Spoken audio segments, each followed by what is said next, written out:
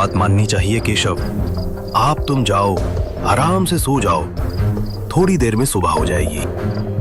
केशव सोने के लिए चला गया, पर उसे अपने दादा दादी की उस बात पर विश्वास नहीं हो रहा था। वो अभी भी उस लड़की के बारे में सोच रहा था। आज के जमाने में ऐसा भी कहीं होता है भला? ये गांव बहुत पिछड़ा हुआ है, कितनी दकियानूसी बातें होती हैं यहाँ। शायद इसीलिए पापा मुझे यहाँ से लेकर शहर चले गए थे।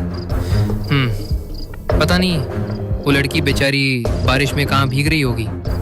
मुझे उसकी मदद करनी चाहिए थी, पर ठीक है, अब मैं ही इस रहस्य का पता लगाऊंगा।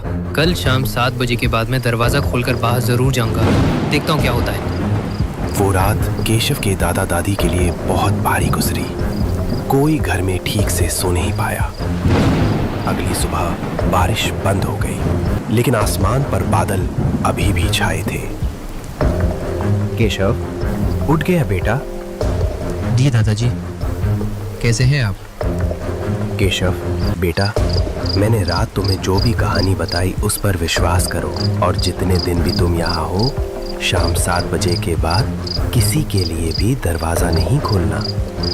ठीक है दादाजी, जैसा आप कहें।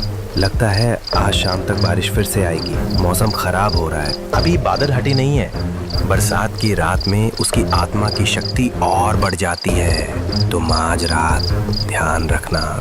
केशव ने अपने दादाजी की बात पर सर हिला दिया और चुपचाप अपने कमरे में चला गया। शाम के 6 बजे थे। बारिश फिर से शुरू हो गई, और जैसे ही घड़ी में 6:50 हुए, रोज की तरह जगिया गांव बालों को सावधान करने लगा।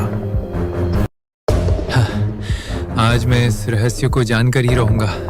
इतने सालों से इस गांव में जो अंधविश्वास फैला है, वो आज खत्म हो जाएगा।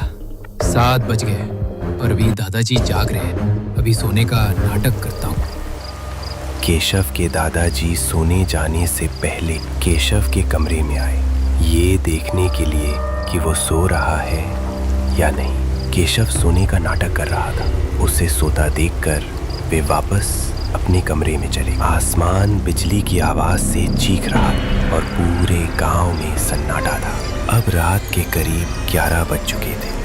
केशव के दादा दादी भी गहरी नींद में सो चुके थे। तभी केशव को दरवाजे पर दस्तक सुनाई। दरवाजे पे कोई है?